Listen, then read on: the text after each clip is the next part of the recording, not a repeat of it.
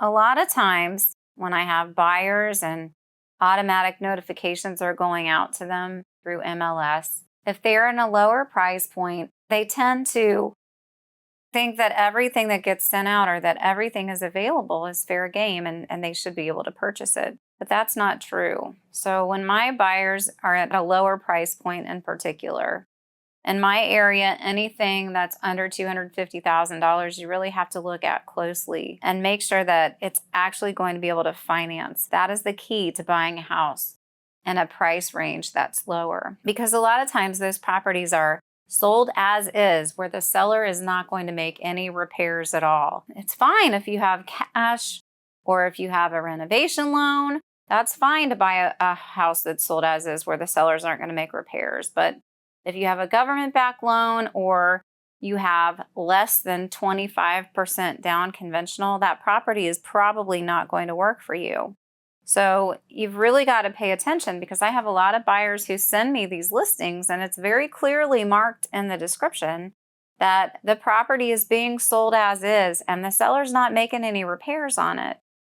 This would be an estate sale where the house belonged to mom or dad or a relative. You could have sold as is where the seller's not going to make any repairs, which makes sense because that's not their primary residence.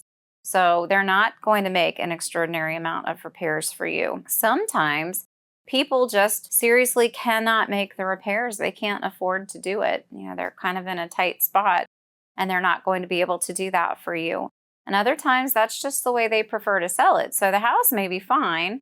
They're just not going to fix anything. It's important for your buyer agent to check on that sold as is upfront and see exactly what they're dealing with. Because let's face it, you don't want to spend money on inspections and appraisal and end up with no house at the end, because the seller's not going to fix that appraisal related item that needs to be repaired.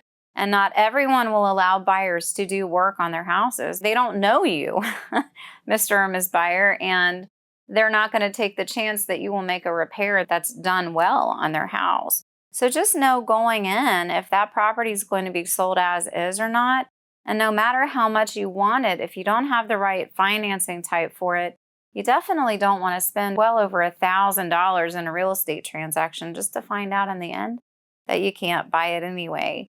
And if the seller says that they are not going to make repairs, don't expect them to, because they've already made it clear to you from the beginning that they're not interested in doing that. We want everyone to end up with a house at the end of the day after you pay for inspections, appraisal, you get your down payment together, and you have your closing costs all ready to go. We want you to end up with a house in the end. So please don't charge in foolishly thinking that you'll change the mind of that seller to make repairs, because if they're telling you up front that they're not going to do it, believe what they're telling you.